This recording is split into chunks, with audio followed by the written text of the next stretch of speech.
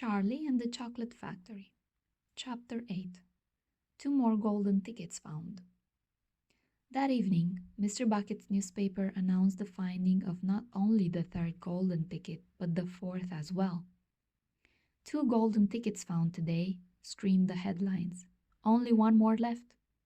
All right, said Grandpa Joe when the whole family was gathered in the old people's room after supper. Let's hear who found them.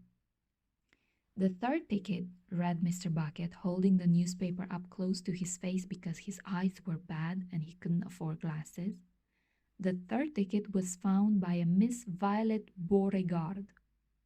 There was great excitement in the Beauregard household when our reporter arrived to interview the lucky young lady. Cameras were clicking and flash bulbs were flashing, and people were pushing and jostling and trying to get a bit closer to the famous girl. And the famous girl was standing on a chair in the living room, waving the golden ticket madly at arm's length as though she were flagging a taxi. She was talking very fast and very loudly to everyone, but it was not easy to hear all that she said because she was chewing so ferociously upon a piece of gum at the same time. I'm a gum chewer normally, she shouted, but when I heard about these ticket things of Mr. Wonka's, I gave up gum and started on chocolate bars in the hope of striking like it. Now, of course, I'm back on gum. I just adore gum. I can't do without it. I munch it all day long, except for a few minutes at mealtimes when I take it out and stick it behind my ear for safekeeping. To tell you the truth, I simply wouldn't feel comfortable if I didn't have that little wedge of gum to chew on every moment of the day. I really wouldn't. My mother says it's not ladylike and it looks ugly to see a girl's jaws going up and down like mine do all the time. But I don't agree. And who's she to criticize anyway? Because if you ask me, I'd say that her jaws are going up and down almost as much as mine are just from yelling at me every minute of the day.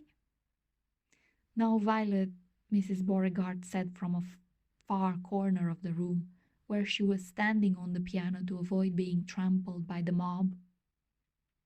All right, Mother, keep your hair on. Miss Beauregard shouted, and now, she went on, turning to the reporters again. It may interest you to know that this piece of gum I'm chewing right at this moment is one I've been working on for over 3 months solid. That's a record.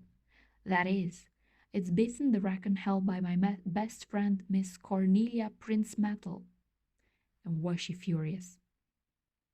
It's my most treasured possession now, this piece of gum is. At night time, I just stick it on the end of the bedpost, and it's as good as ever in the mornings.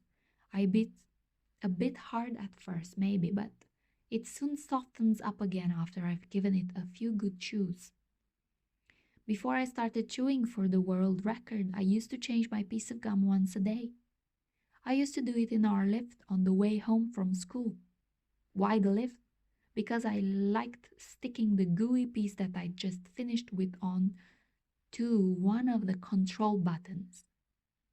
Then the next person who came along and pressed the button got my old gum on the end of his or her finger. Haha. And what a racket they kicked up, some of them. You get the best results with women who have expensive gloves on. Oh yes, I'm thrilled to be going to Mr. Wonka's factory. And I understand that afterwards he's going to give me enough gum to last me for the rest of my whole life. Whoopee hooray! Beastly girl, said Grandma Josephine. Despicable, said Grandma Georgina. She'll come to a sticky end one day, chewing all that gum, you see if she doesn't. And who got the fourth golden ticket? Charlie asked. Now let me see, said Mr. Bucket, peering at the newspaper again. Ah, yes, here we are. The fourth golden ticket, he read, was found by a boy called Mike Teavee. Another bad lot, I'll be bound, muttered Grandma Josephine. Don't interrupt, Grandma, said Mrs. Bucket. The Teavee household, said Mr. Bucket, going on with his reading, was crammed like all the others with excited visitors when our reporter arrived. But young Mike Teavee, the lucky winner, seemed extremely annoyed by the whole business. "Can't you fools see I'm watching television?" he said angry. "I wish you wouldn't interrupt." The 9-year-old boy was seated before an enormous television set with his eyes glued to the screen, and he was watching a film in which one bunch of gangsters was shooting up another bunch of gangsters with machine guns. Mike Teavee himself had no less than 18 toy pistols of various sizes hanging from belts around his body, and every now and again he would leap up into the air and fire off half a dozen rounds from one or another of these weapons. "Quiet!" he shouted when someone tried to ask him a question.